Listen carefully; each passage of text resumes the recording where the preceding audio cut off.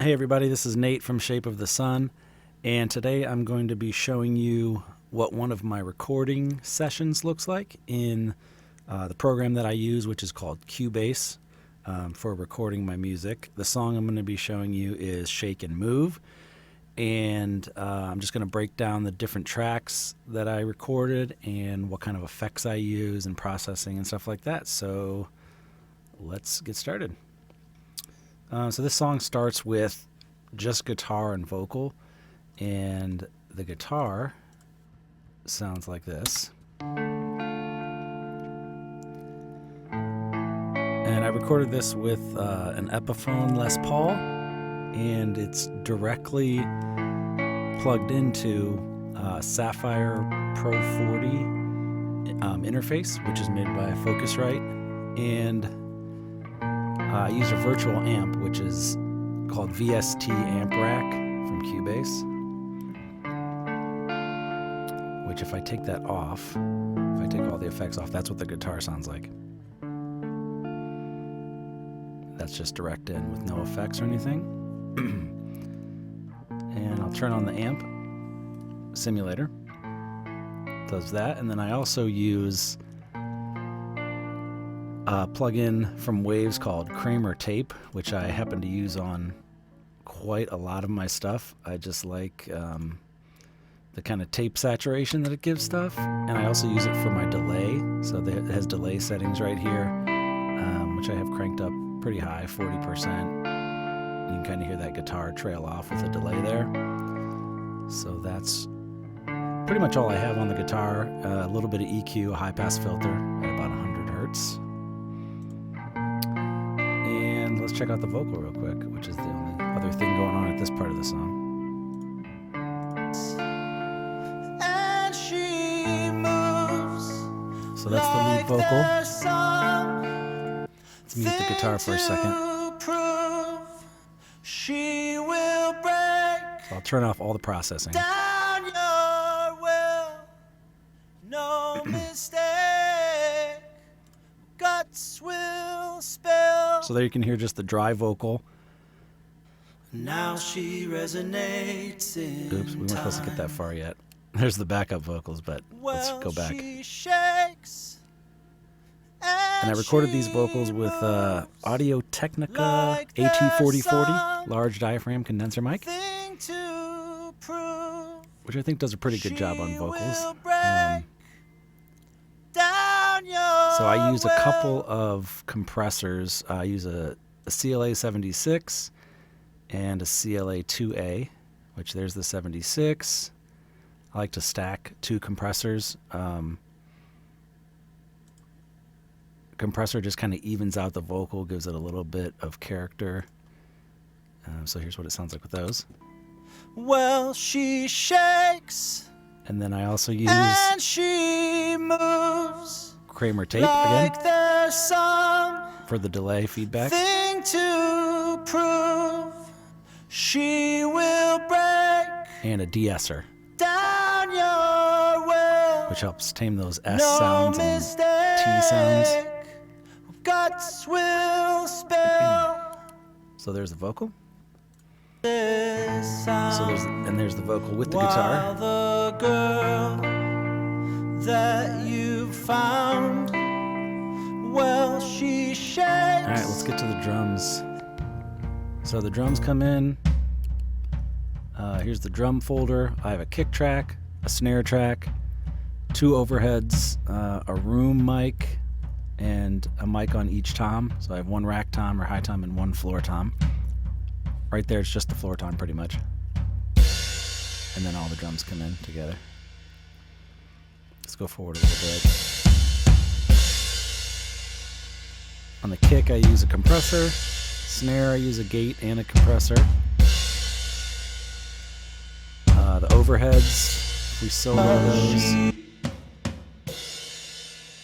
You hear not a lot of low end on those. It's mostly just top end. And I use CAD 179 microphones for that.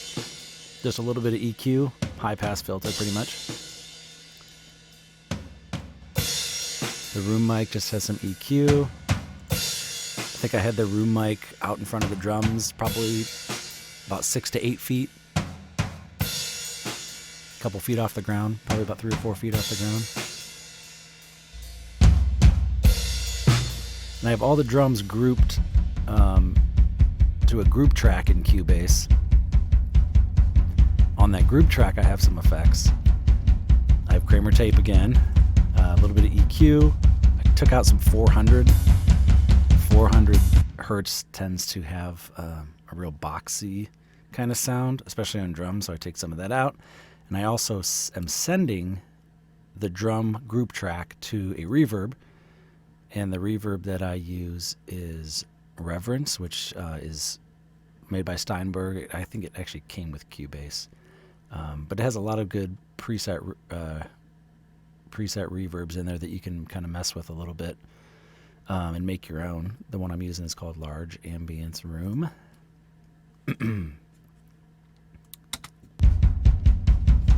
So there's the drums, and let's check out the bass guitar real quick, if I can find it.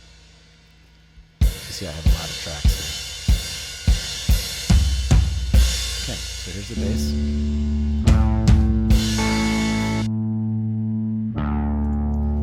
So the bass, again, was direct into the Saffire Pro 40 interface.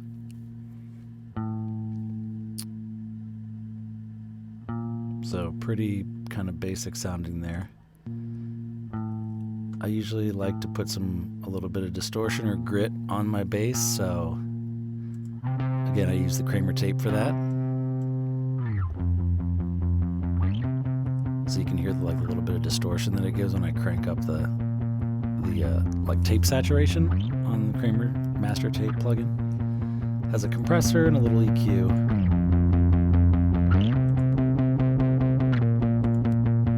Sounds like that. So those wedding bells. So there's everything together for the most part. I have an organ part, which I use Hallion Sonic, which is a Cubase product, or Steinberg product that came with Cubase.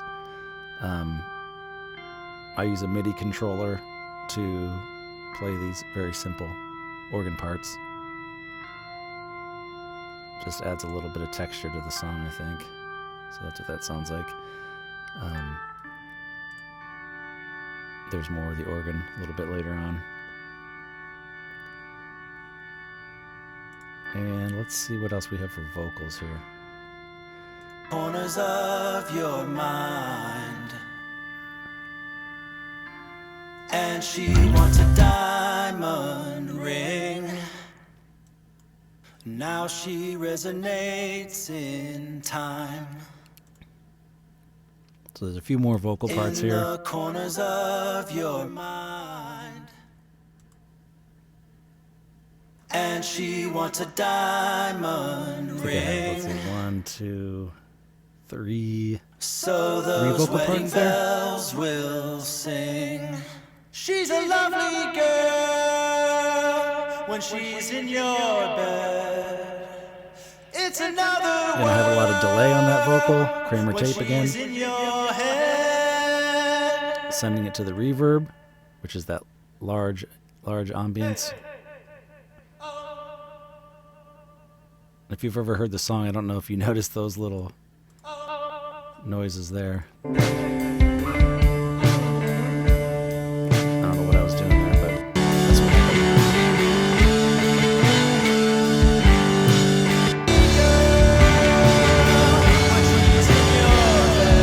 So just the one vocal there. And more vocals coming in. She's a lovely girl when she's in your bed. It's another world when she's in your head. She's a lovely girl when she's in your bed. Okay, so the louder guitars, so what I did for those, same plugins, VST amp rack, except for this time I had some Kramer tape, giving it some distortion, I guess you'd say. She's a lovely girl when she's in your bed. So you can hear that kind of fuzz or breakup that the Kramer tape gives that guitar.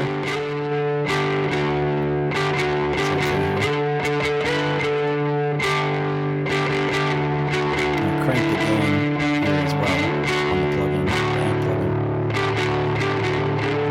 So yeah, that's I think that's all the different parts I have.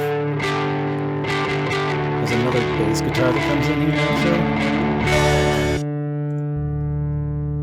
just to give that extra low note there.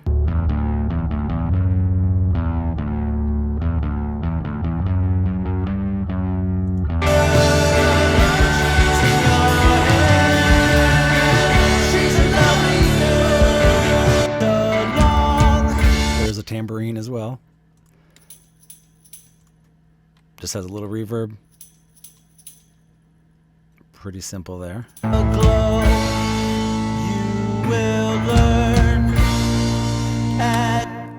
Then I separate all of my, or organize all my different tracks with folders. So you have a drum folder, guitar folder, and then it's nice you can kind of close those up.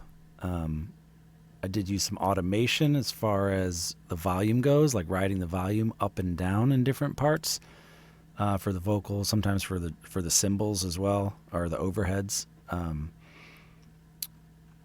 So yeah, you can see the automation here. If you look at this is volume automation on this vocal part that makes it get louder. You can hear it there.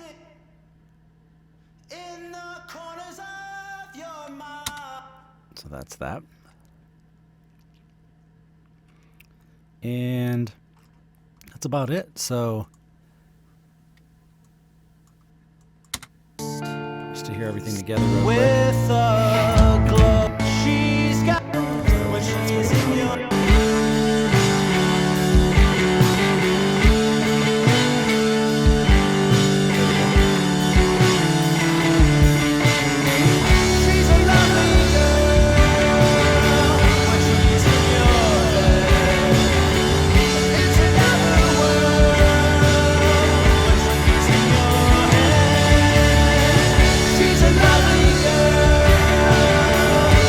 Here's the mixer for Cubase, and on my master, this isn't really an effect, this is actually what I'm using to make this video, but I do put a little Kramer tape on the whole mix, which I know some people don't put anything on their master bus or their master channel, but I usually put a little tape saturation on there. Yeah, so that's what a Cubase recording session looks like for me. This song is called Shake and Move. Hopefully you enjoyed this, and let me know if you want to see more stuff like this. Leave me a comment. Please subscribe to my channel, and I will talk to you soon.